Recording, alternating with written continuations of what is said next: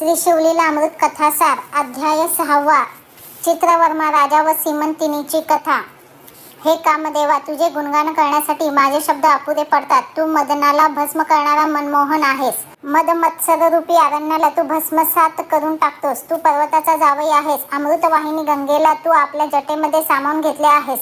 हे कर्पूर गौरा, आपल्या सामर्थ्याने तू विष पचवले आहेस, त्यामुळे तुझ्या अंगाला निळा रंग प्राप्त झाला आहे। हे महेशा, तू दुष्ट आणि बलाढ्य अशा मोठमोठ्या राक्षसांचा संहार करणारा आहेस। तुझ्या कृपेने त्रिविध तापांचा नाश होऊन जातो। तू सर्वांचा प्रिय सखा आहेस। हे शिवशंकरा, तुझ्या गुणांचे वर्णन करायला तूच शक्ती दे।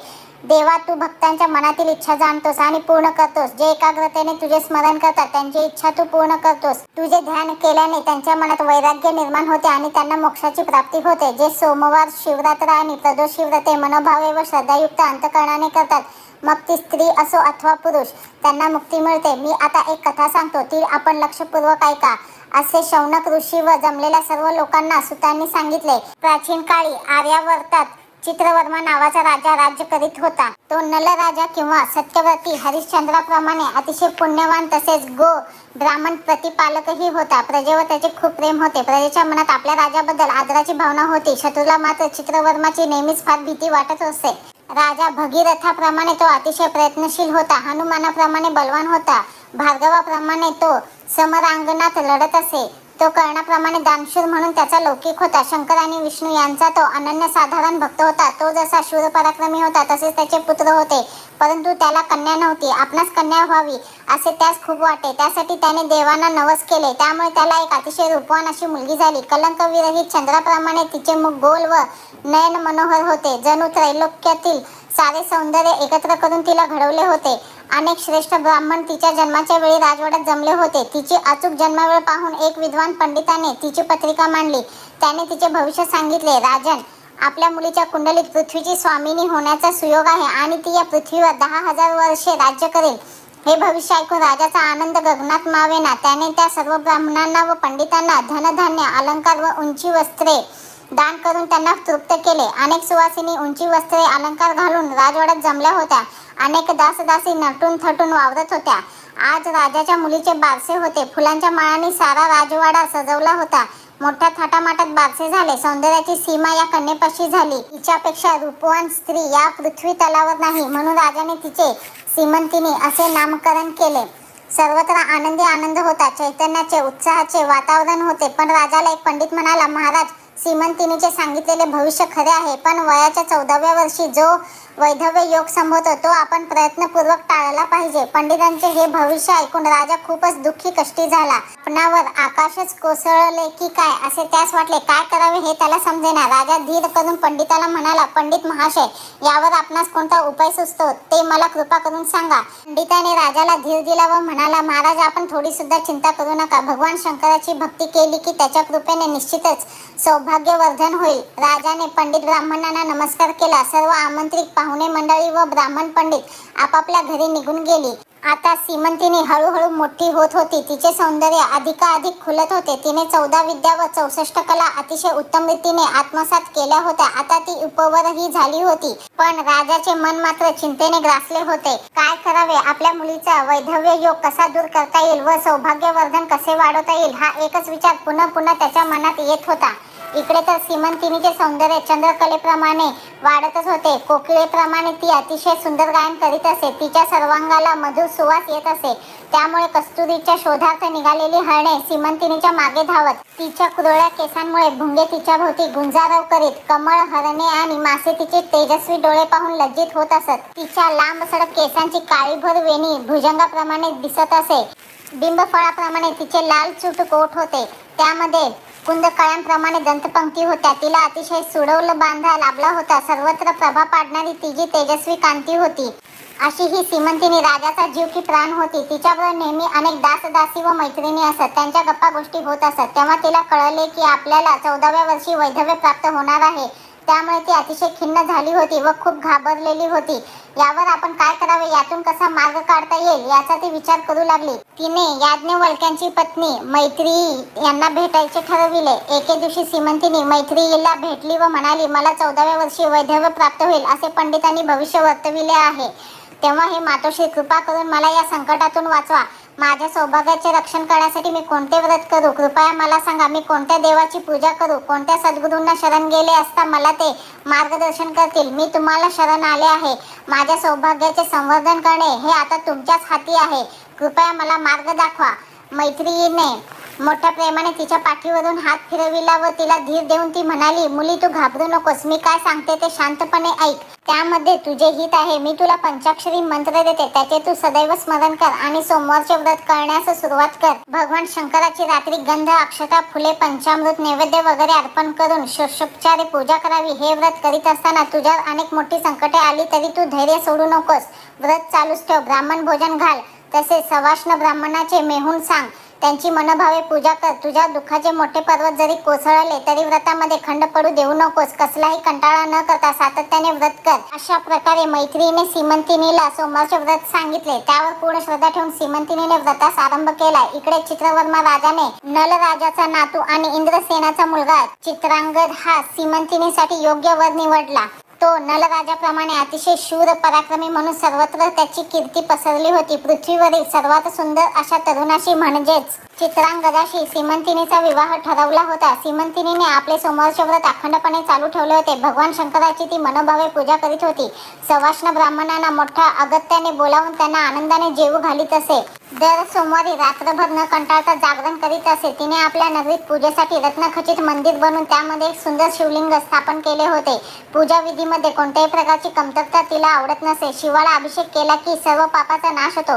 त्याला गंध, अक्षता, फुलांच्या माळा वाहिल्या की स्त्रीचे सौभाग्यवर्धन होते. शिवापुढे धूप जाळल्याने अंग सुवासिक बनते. दिवा लावला की वंश वाढतो, आयुष्य लाभते. नैवेद्य दाखवले की लक्ष्मी प्रसन्न होते. विडा ठेवला की 4 पुरुषार्थ मिळाल्यासारखे होते. मनोभावे शुद्ध अंतःकरणाने नमस्कार केला की आरोग्य लाभते. शिवलिंगाला प्रदक्षिणा घातल्या की मनातील भय नाहीसे होते. मनातील भ्रम, अहंकार नाहीसा होतो. शिवनामाचा सदैव जय जयकार करावा, त्यामुळे महासिद्धी मिळते. होम हवन केले की धनसंपदा वाढते आणि कीर्तन केले की प्रत्यक्ष शंकरच त्याच्यापुढे उभा राहतो. शिवशंकराचे ध्यान केले की महाज्ञान प्राप्त होते. शिवाचे गुणगान श्रवण केले असता आधी व्याधी नष्ट होऊन जातात. आरोग्य संपन्न जीवन लाभते. शिवापुढे नृत्य केले असता जन्म मरणाचा फेरा उरत नाही. शिवशंकराला अलंकार वाहिले असता सर्वत्रच जय होतो. ब्राह्मणांना भोजन दिले असता हवे ते प्राप्त होते. सीमंतिनी अशा प्रकारचे व्रत अगदी मनोभावे करीत होती आणि सदैव शिवपूजनात दंग होती.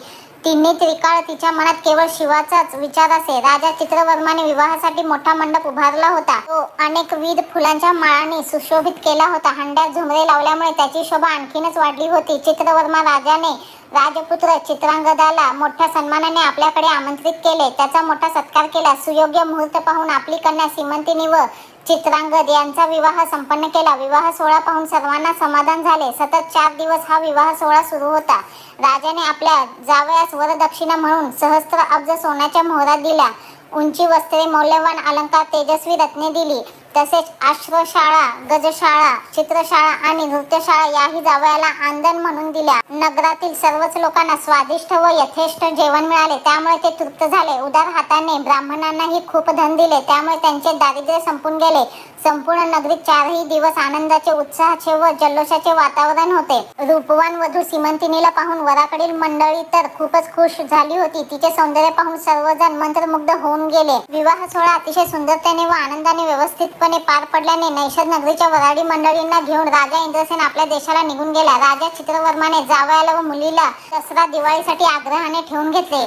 चित्रांगद व सीमंतिनी मोठ्या आनंदात होते. ते दोघे एकमेकास अनुरूप असल्याने त्यांचा जोडा अगदी शोभून दिसत होता. राजा चित्रवर्मा त्यांची सर्व हौस मौज पुरी करत असे. चित्रांगदाने शिकारीला जाण्याचा मनोदय राजाकडे व्यक्त केला. राजाने त्याच्याबरोबर आपल्या खास दासदासी व मोठी सेना दिली. राजा चित्रांगद सर्व लवाजमासह शिकारीसाठी रानात गेला. मनासारखी शिकार झाली म्हणून तो खुश होता, पण शिकारीच्या धावपळीने त्याला फार श्रम झाले होते. खूप घाम आल्याने सर्व अंग भिजले होते. जलविहार करावा असे त्याच्या मनात आले, म्हणून त्याने एक सुंदर नौका मागविली आणि आपल्या विश्वासू शरीर रक्षकाला घेऊन जलविहारास निघाला. यमुना नदीत मुक्तपणे तो नौकानयन करीत होता. सुखद गारवा व प्रसन्न वातावरण यामुळे तो अतिशय आनंदी झाला. यमुनेच्या काठावर बसलेले त्याचे सेवक सैन्य गप्पा मारीत बसले होते. आपल्या राजाला रूपवान, गुणवान व सुस्वभावी जावई लाभला याबद्दल सर्वांना समाधान वाटत होते.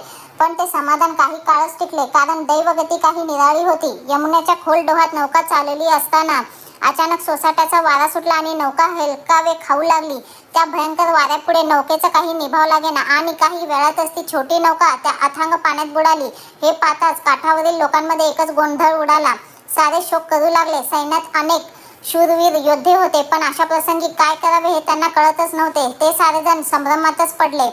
ते धावत धावत रडत रडत राजा चित्रवर्माकडे गेले आणि ती घटना सांगितली. राजा चित्रवर्माने हे ऐकल्याने त्याच्यावर जणू आकाशच कोसळले. तो मोठमोठ्याने आक्रोश करत यमुनेच्या काठी आला. सीमंतिनी व राजाही तेथे आला. तेथे सर्वजण शोकसागरात बुडाले होते. एकच आकांत झाला. सीमंतिनीला तर दुखातिशयाने मूर्छा आली. ती धरणीवर कोसळणार तेवढ्यात तिला राजाने कसे तरी सावरले. सारा आसमंत दुःखाने आणि आक्रोशाने भरून गेला. आता चित्रांगदाचा पिता इंद्रसेन ही घाईघाईने आपल्या राणीसह तेथे आला. बेशुद्ध अवस्थेत असलेली आपली सून पाहून दुःखाचा सागर पुन्हा उफाळला. चित्रांगदाची आई अतिशय आक्रोश करू लागली. माझा एकुलता एक बाळ कोठे गेला? ह्या कालिंदीने का खाऊन टाकला? माझ्या हातून पूर्वजन्मी कोणते पातक घडले होते म्हणून देवाने मला ही शिक्षा केली. माझे काळीच खोटे आहे, माझे पाडच खोटे आहे. मला माझा बाळ, माझा चित्रांगद कुणीतरी दाखवा. माझ्या हातून कोणते पाप घडले? भगवान शंकराची व्रते करताना मी कोणतीच चूक तर केली नाही ना? शंकराचे प्रदोष व्रत मध्येच सोडले का? की शिवरात्रीचा उपवास केला नाही का? सोमवारचे व्रत माझ्याकडून मोडले तर नाही ना? असा मी कोणता गुन्हा केला? भगवान विष्णू व शंकर यांच्यात मी कधीच भेदभाव केला नाही. हरिहरांच्या कीर्तनास मोडता घातला नाही की पंक्ती भेदही केला नाही. दुसऱ्याच्या धनाचीही कधी अपेक्षा केली नाही. मग असे भयंकर का घडावे? मागील जन्मी ब्राह्मणांना धन देईन असे कधी खोटे सांगितले नाही. त्यांना उगाचच आशा लावली नाही. दान देताना कुणा दात्यास परावृत्त केले नाही अथवा कोणाच्या तोंडचा घासही काढून घेतला नाही. कधी गुरुद्रोह केला नाही किंवा हरिणी व पाडस यांना मी कधी विरहाचे दुःख दिले नाही. मग असे का घडावे? मी करू तरी काय? माझे सौख्य निधान आज अचानक कोठे गेले? पुत्रवियोगाने शोकाकुल झालेल्या राजा राणीला प्रधानांनी मंत्र्यांनी कसे बसे सावरले. ते सर्वजण राजवाड्यात आले. काही काळ राजा इंद्रसेन त्याची पत्नी लावण्यवती तेथे राहिली. थोडा शोकावेग कमी झाला ते आपल्या नगरीला परत गेले. पण नैषद देशाचे राज्य शत्रूंनी घेतले होते. आपण शत्रूच्या हाती पडू नये म्हणून ते दोघे पळून जाऊ लागले. पण शत्रूने त्यांना पकडले व तुरुंगात टाकले. इकडे सीमंतिनीला मैत्री मातेने केलेला उपदेश आठवला. किती संकटे आली तरी तू सोमवारचे व्रत सोडू नकोस. हे मैत्रीचे शब्द पुन्हा पुन्हा तिच्या मनात येत होते. मोठ्या धीराने तिने आपला शोक आवरला. मैत्रीवर पूर्ण श्रद्धा ठेवून तिने आपले सोमवारचे व्रत तसेच पुढे चालू केले. दर 8 दिवसांनी 1100 सवाष्ण ब्राह्मणांची ती मनोभावे पूजा करत असे. तिने सर्व सुखांचा त्याग केला. रात्रंदिवस ती शिवाचे स्मरण करीत असे. अतिशय व्यवस्थितपणे ती आपले व्रत करू लागली. अशी 3 वर्षे झाली. 3 वर्षापूर्वी जेव्हा चित्रांगदाची होडी यमुनेत बुडाली तेव्हा तो पाण्यात पडला. पण तिथल्या नागकन्यांनी त्याला पाताळ नगरीत नेले. तेथील अलौकिक सौंदर्य पाहून चित्रांगद राजा फारच आश्चर्यचकित झाला. तेथे शंखिनी, चित्रिणी, हस्तिनी, पद्मिनी अशा सर्व प्रकारच्या सौंदर्यवती होत्या. त्यांना दिव्य सुगंध होता. तेथील रस्ते विस्तीर्ण व लांबच लांब होते. रस्त्यावर नवरत्नांचे सडे पडले होते. स्वर्गसुखापेक्षा नागलोकातील सुख श्रेष्ठ होते. हे पाहून चित्रांगदाचे डोळे दिपून गेले. तक्षक नावाचा नाग पाताळ नगरीचा राजा होता. आता नागकन्यांनी चित्रांगदाला तक्षकासमोर आणून उभे केले. चित्रांगद राजाने अतिशय विनयाने तक्षकाला प्रणाम केला व त्याच्या राजवैभवाची व त्याची स्तुती केली. तक्षक राजाला त्याच्याबद्दल आत्मीयता वाटली. त्याने त्याची विचारपूस केली. तेव्हा चित्रांगदाने आपली सर्व हकीकत सांगितली. तुम्ही कोणत्या देवाची भक्ती करता असे तक्षकाने विचारले. तेव्हा चित्रांगदाने आम्ही भगवान शंकराची भक्ती करतो. शिवकृपेचा महिमा मोठा आहे असे चित्रांगदाने सांगितले.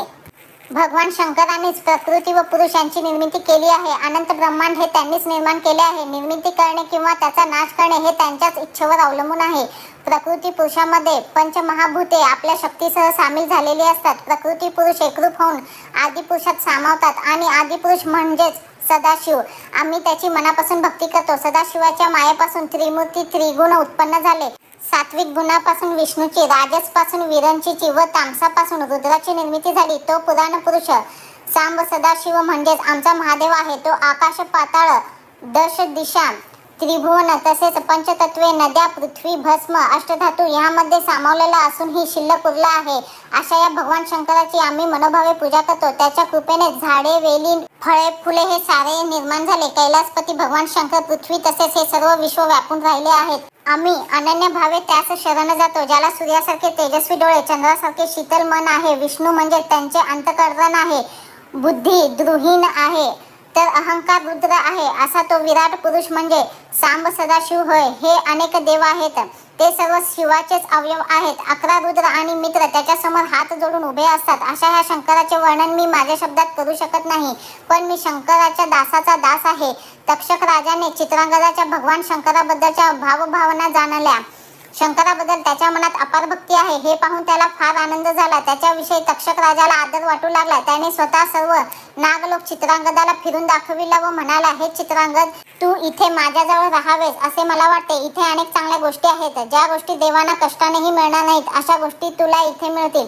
यावर चित्रांगद नम्रतेने म्हणाला, महाराज, मी माझ्या आई वडिलांचा एकुलता एक पुत्र आहे. माझी रूपवान पत्नी सीमंतिनी केवळ 14 वर्षाची आहे.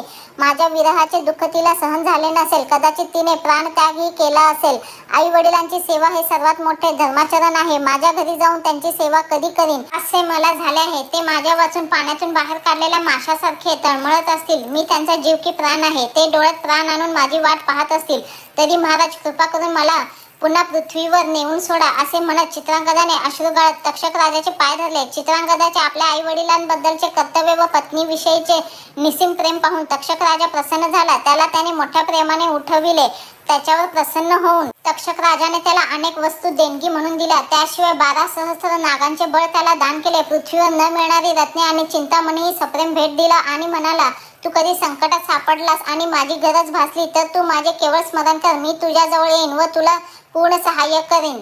भेट मिळालेल्या सर्व वस्तू त्याने एकत्र बांधल्या. एका नागाच्या फणीवर बसवून पाण्यामधून तक्षक राजाने त्याला यमुनेच्या तीरावर आणून सोडले. त्याच वेळी सीमंतिनी स्नान करण्यासाठी आली होती. दोघांची नजरानजर झाली. सीमंतिनी चित्रांगदाकडे टक लावून पाहत होती, पण त्याने आपली ओळख दाखविली नाही. चित्रांगद राजा आता तक्षक राजाची कृपा झाल्याने पूर्वीपेक्षा फारच तेजपुंज दिसत होता. मस्तकावरच्या मोत्याच्या माळा तेजाने चमकत होत्या. गळ्यातही पाणीदार व मोठ्या टपोऱ्या मोत्यांची माळ घातली होती. पाचूंनी सुंदर नक्षीकाम केलेला कंबरपट्टा होता. त्याचा प्रकाश जमिनीवर पडला होता. तो पाहून कोवळ्या गवताच्या आशेने हरणे तिकडे धावत होती. त्याच्या अंगाला येणाऱ्या चंदनाच्या सुवासामुळे त्याच्या भोवती भुंगी गुंजाराव करीत होती. ते दोघे एकमेकांकडे अगदी भान हरपून पाहत होते, पण कोणीच बोलत मात्र नव्हते. चित्रांगदाच्या विरहामुळे सीमंतिनी कृश झाली होती. तसेच ती काळवंडली होती. तिने कोणतेच अलंकार घातले नव्हते, तरीही तिचे सौंदर्य स्वर्गलोकीच्या अप्सरांपेक्षाही खुलून दिसत होते. आता चित्रांगद राजा सावकाशपणे तिच्याकडे गेला आणि तिला त्याने विचारले,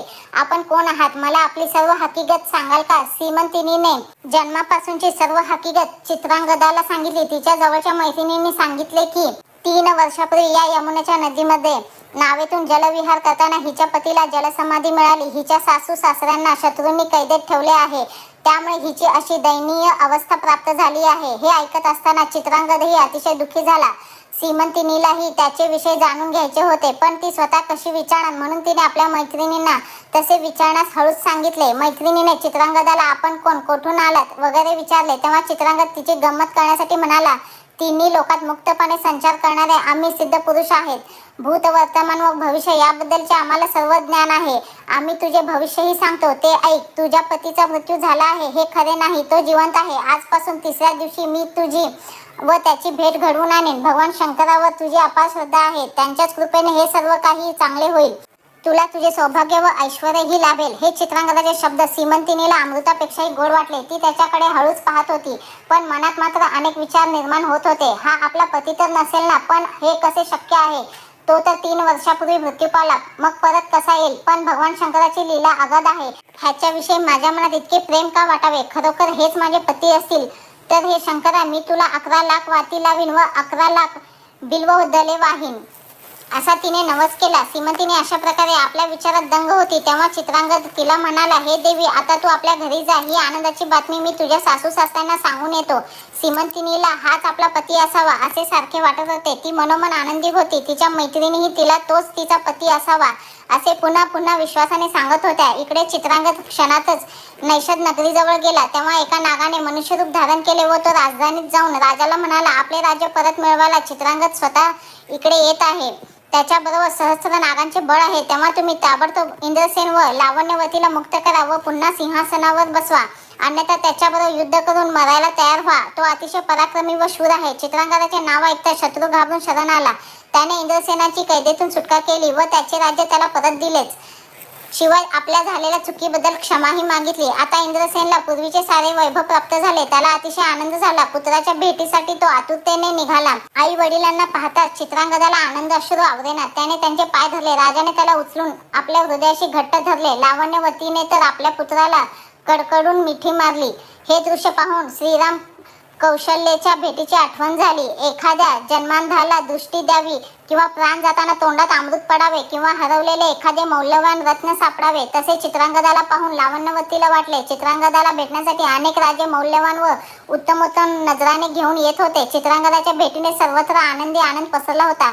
चित्रांगदाच्या स्वागतासाठी सर्व नैषध नगरी सुशोभित करण्यात आली होती. अनेकविध वेली पाने फुलांच्या माळा व पताका बांधल्या होत्या. राजा इंद्रसेन, राणी लावण्यवती व चित्रांगद यांची वाजत गाजत मिरवणूक चालली होती. चित्रवर्मा राजाला ही बातमी सांगण्यासाठी सेवक धावत धावत गेले. आपला जावई चित्रांगद आला आहे ही शुभ वार्ता ऐकताच त्याचा आनंद गगनात मावेना. त्यांच्या डोळ्यातून आनंदाश्रू वाहू लागले. काय करू आणि काय नको असे त्यास होऊन गेले. ही शुभ वार्ता घेऊन येणाऱ्या सेवकास राजाने आनंदाने भरपूर धन दिले व नगरात सर्वांना साखर वाटण्याचा हुकूम दिला. सनई चौघडा अशी मंगलवाद्ये वाजू लागली. राजाने सर्वांना हवे तेवढे धन दिले. जय जय गौरीशंकर म्हणत राजा आनंद विभोर होऊन नाचत होता. इकडे सीमंतिनी आनंदित झाली होती. भगवान शंकराची लीला अगाध आहे हे तिने जाणले होते. तिच्या सख्यांनी तिला उंची वस्त्रे व उत्तमोत्तम अलंकार घालून सजवले होते. भगवान शंकराचा जय जयकार करीत तिच्या गळ्यात पुन्हा मंगळसूत्र बांधले होते. नेत्री काजळ रेखले होते तर कपाळावर कुंकवाचा सौभाग्य तिलक पुन्हा लावला होता. तिच्या चेहऱ्यावर सौभाग्याचे अपूर्व तेज विलसत होते. अनेक स्त्रिया तिच्याकडे प्रेमाने पाहत होत्या. सीमंतिनीच्या आईने तर तिला अतिशय प्रेमाने मिठी मारली व ती म्हणाली, मुली तुझे भाग्य थोर म्हणून हा सुदिन आपण पाहत आहोत. तुझे सौभाग्य आज खरोखरच तेजाने झळाळते आहे.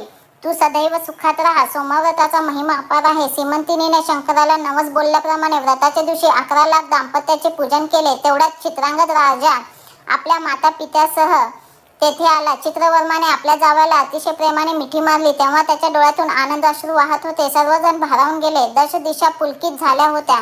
देवाने स्वर्गातून त्यांच्यावर पुष्पवृष्टी केली. नंतर चित्रवर्मा राजाने चित्रांगदाला वाजत गाजत आपल्या राजधानीत आणले.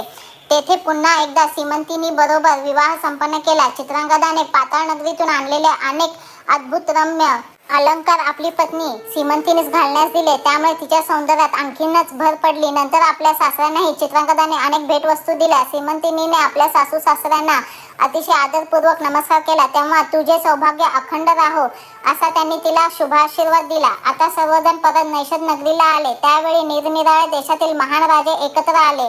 त्यांनी चित्रांगद राजाला सम्राट म्हणून मान्यता दिली. आपले सारे राज्य मुलाला देऊन राजा इंद्रसेन तपश्चर्येला निघून गेला. त्याने शंकराची कठोर साधना केली आणि शेवटी त्याला शंकराच्या चरण कमलांजवळ मोक्षपदाची प्राप्ती झाली. काही काळानंतर पित्यासारखेच तेजस्वी 8 पुरुष सीमंतिनीच्या पोटी आले. चित्रांगदाने व सीमंतिनीने पृथ्वीवर अनेक वर्षे सुखाने राज्य केले. त्यांचा कीर्ती सुगंध 10 दिशांना पसरला. प्रजेबरोबर ते अतिशय नीतीन्यायाने वागत होते. शिवरात्र, सोमवार, प्रदोष ही व्रते नित्याने शेवटपर्यंत चालू ठेवली. सीमंतिनीची ही कीर्ती सर्वत्र पसरू लागली. अशा प्रकारे हे सीमंतिनीचे आख्यान सुखदायी आहे. श्रद्धेने याचे वाचन केले असता अनेक प्रकारचे वर प्राप्त होतात. सौभाग्याची वाढ होते. कोणाचा पती दूर गेला असेल तर तो लवकर येऊन भेटतो. विधवा स्त्रियांना देखील या आख्यानाचे श्रवण केले तर पुढे जन्मी सुंदर पती लाभतो आणि चिरंतन सौभाग्य लाभते. यासाठी एकदा सुरू केलेले सोमवारचे व्रत कधी बंद करू नये. शिव उपासनेवर दृढ श्रद्धा ठेवावी. या आख्यानाच्या श्रवणाने घरातील निघून गेलेली माणसे परत येतात. श्रवण करणाऱ्याचे आयुष्य वाढते. ऐश्वर्यही वाढू लागते. विद्येचा विकास होतो. मृत्यूची भीती नाहीशी होते. हे आख्यान म्हणजे एक परमतीर्थ आहे. माघ मासात याचे वाचन केले असता सर्व दोष जातात. श्रीधर स्वामी म्हणतात, अर्पणचा पती हा ब्रह्मानंद होय.